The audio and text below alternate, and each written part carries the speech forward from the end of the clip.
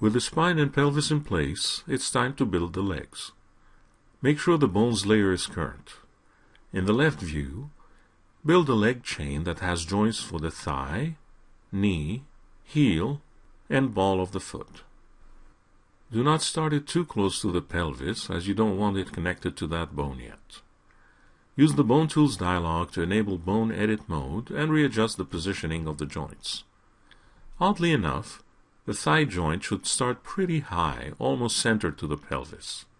A common mistake is to align it much lower, near the crotch. As you adjust the knee and the ankle joints, make sure you induce a slight angle between the thigh and calf bones. If you keep these two bones on the same line, the IK solver would eventually go crazy trying to calculate a solution.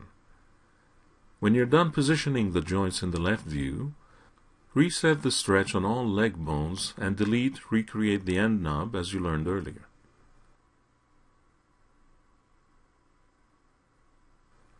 Press F to switch to the front view. Obviously, the chain is centered on the construction grid. You need to move it to coincide with the character's leg. Exit Bone Edit mode and select the thigh bone. Move the thigh bone to the right to coincide with the character's left leg. It is not yet aligned perfectly with the leg. Here you have to be mindful of a very important rule. If you enable Bone Edit mode, you don't want to break the linear plane onto which the thigh and calf bones are oriented. The knee is supposed to rotate in one direction only, mostly backwards. You certainly don't want it to go sideways. By keeping the two bones on the same plane, you ensure the two bones stay together when moved sideways.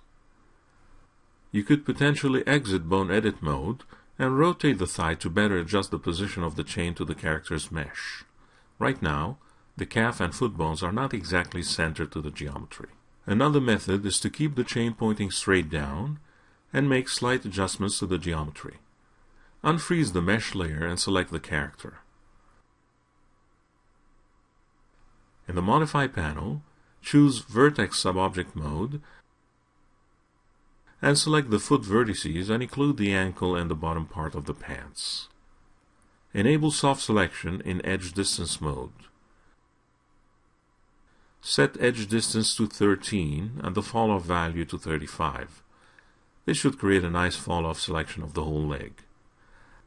The edge distance and fall-off values are based on trial and error, as they change from project to project or from mesh to mesh. Using the Move tool in Relative mode, move the selection to the right, in X, to about 0.25 units.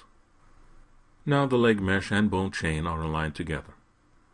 Do not forget to repeat the selection on the other leg, and move it left or minus 0.25 in X. It is important to keep the symmetry in the character. Exit Vertex Subobject mode when done and freeze the mesh layer again. Rename the bones you have created. Use the names thigh, knee, ankle,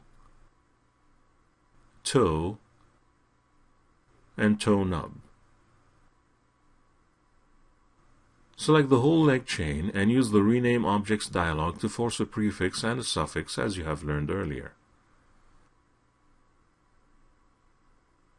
Name the suffix _bone as before, but name the prefix zombie _L_ with the additional L used to identify a left limb. With the left leg in place, you can now mirror it to create the right leg. It is very important to never use the mirror tool that is in the main toolbar.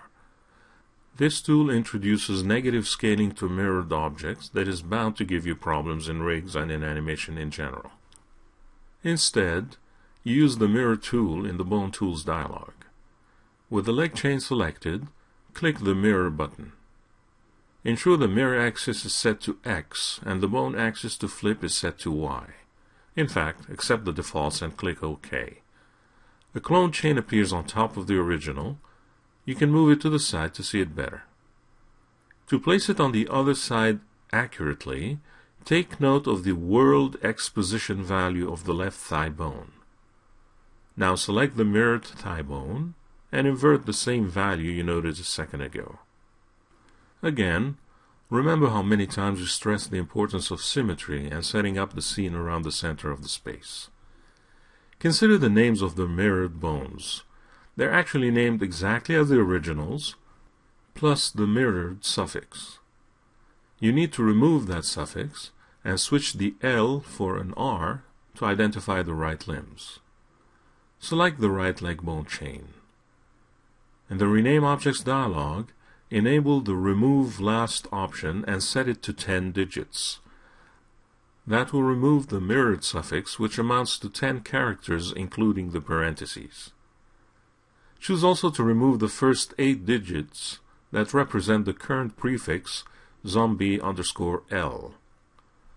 Replace it with a prefix that reads zombie_R and click the Rename button. Verify that all bones are now named properly.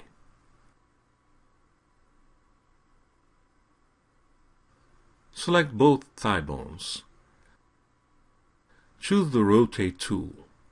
Set the coordinate system to local in Use Pivot Point Center mode. As you rotate the thigh bones in local Y, they rotate towards or apart from each other in a nice effective way. In local Z, however, it would be nice to have them rotate together rather than against each other.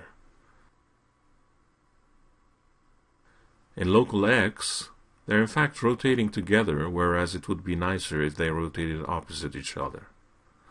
So out of the 3 local axes, only Y is working the way we want it. X and Z need to be reversed. Double-click the right thigh to select the whole right leg chain and go to the Hierarchy panel. Enable Effect Pivot Only. The Y-axis is the one working for you right now, so you need to do a 180-degree local rotation around that axis. It is best to use Angle Snap for this procedure. Don't mind the questionable look of the bones as you rotate them. They all fall back into place as you get to the 180-degree mark.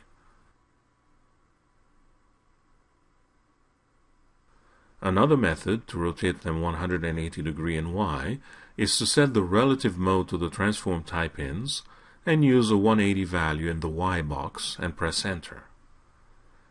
Exit Effect Pivot Only mode and test the thigh rotations again.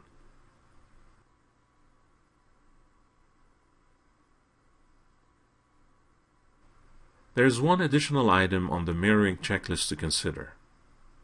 If you select the right leg chain and reset the stretch of the bones, the bases of the bones now appear to be inverted.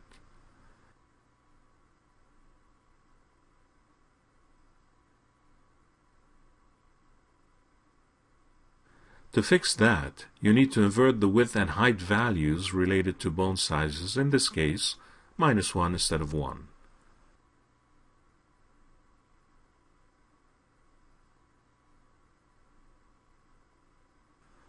In the case of the nub, as usual, the safest way to operate it is to delete it and recreate it. You will need to rename the recreated nub to follow the naming convention you established.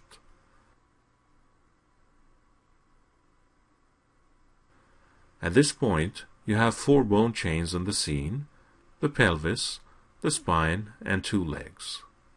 The pelvis represents the center of mass, so it makes sense to link the spine base and the thigh bones to it.